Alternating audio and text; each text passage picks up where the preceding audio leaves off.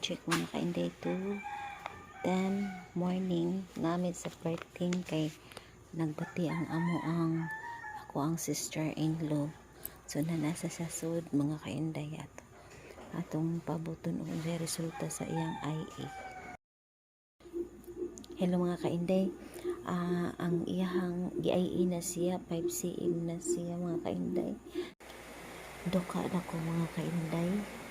Ang oras karon is alas 3:30 sa buntag sayo kadlawon.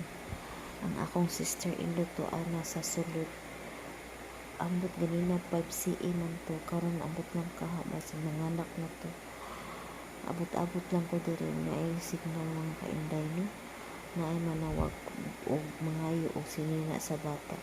Basta ako ra digit usa mga kainday.